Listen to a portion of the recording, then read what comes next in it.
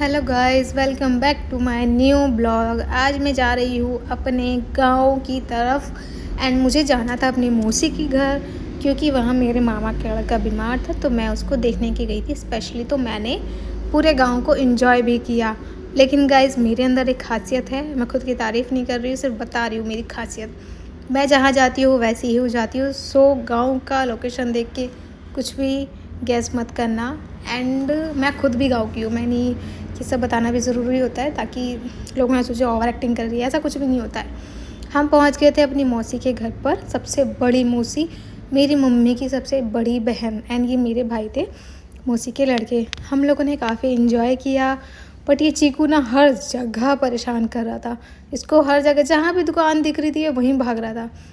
सबसे ज़्यादा तो इसी के साथ मज़ा आया। एंड सबसे ज़्यादा वहाँ का स्पेशल था मेरे मौसी के हाथ का चूल्हे का उड़द चावल खाना। हम लोगों को बिल्कुल भी भूख नहीं थी। इनका एटीट्यूड था, इनको बोला था हाय करने को, इन्होंने बोला सीधा बाय। Attitude okay. हम लोग बिल्कुल भी भूख नहीं थी हम लोगों को, लेकिन फिर भी मौसी ने इतने प्यार से उड़द चावल बनाए थे, वो भी चूल्हे पर, तो वो तो खाना बनता था। हम लोगों का मन था कि सिर्फ हम थोड़ा थोड़ा खाना खाएंगे, लेकिन जब हम लोग खाने के लिए बैठे तो हमने पेट भर के खाया था। उसके बाद हम फिर गए अपनी बड़ी भाभी के यहाँ, तो उन्होंने बना रखी थी चाय, लेकिन उन्होंने आज के टाइम पे गुजिया बना रखी थी गाइस, जो मेरी फेवरेट है। तो मैंने वो भी खाई। फिर हम निकल रहे थे घर के लिए, लेकिन हमने सोचा थोड़ा गाँव में राउंड मार लेते हैं, तो हम थोड़ा गाँव में भी घूम लिए थे।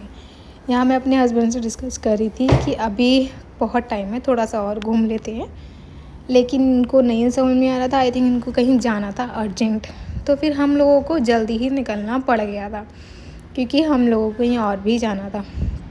फिर बाद में देखा, फिर मम्मी ने बोला कि चलो आप घर चलते हैं, काफ़ी थक गए हैं। इन दोनों का देखो अलग ही जीजा साली का मज़ा चल रहा है, क्या बात है। फिर मैंने अपनी मम्मी को बोला कि कहीं और भी घूमना है क्या तुमको, क्योंकि मेरी मम्मी बहुत कम घर से घूमने जाती है। फिर मम्मी ने कहा कि चलो छोटी वाली के घर भी चलते हैं, मतलब मेरी छोटी मौसी के घर। तो हम लोग फिर वहाँ भी चले गए थे। लेकिन ये गांव हमारा खुद का भी गांव है, जहाँ हमारी जन्मभूमि है। फिर मौसी हमें देखी काफ़ी खुश हो गई थी। हम लोग यहाँ पे मज़े कर रहे थे, लेकिन वहाँ ठंड बहुत लग रही थी।